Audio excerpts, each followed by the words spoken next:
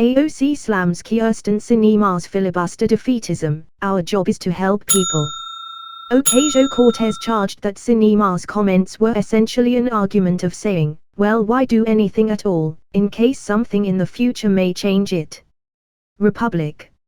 Alexandria Ocasio-Cortez, DN.Y, is taking aim at a fellow Democrat's opposition to scrapping the Senate's legislative filibuster, which the GOP is using to stymie President Joe Biden and congressional Democrats from passing much of their agenda.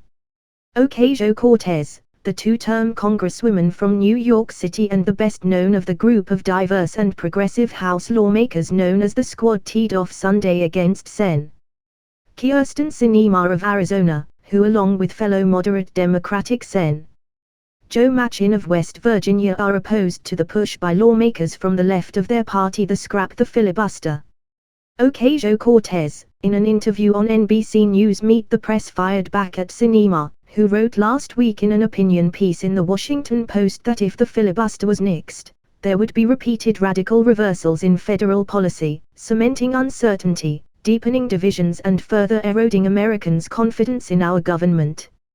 Ocasio-Cortez charged that Sinema's comments were essentially an argument of saying, well, why do anything at all, in case something in the future may change it.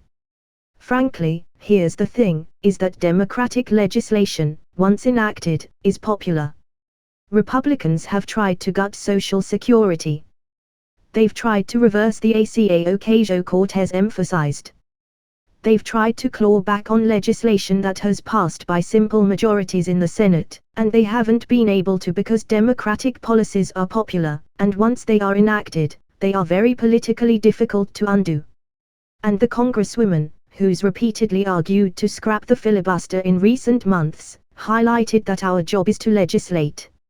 Our job is to help people. Our job is to do as much as we can.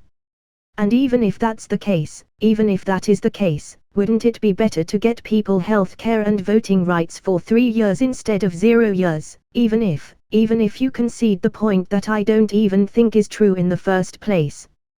The filibuster, a long-standing Senate tradition requiring 60 votes in the 100-member chamber to advance a bill, effectively allows the minority party to block certain legislation. The Senate is currently evenly split 50-50 between the two parties, with the Democrats holding a razor-thin majority due to the tie-breaking vote of Vice President Kamala Harris. But the Democrats are nowhere close to obtaining the 60 votes needed to squash a filibuster.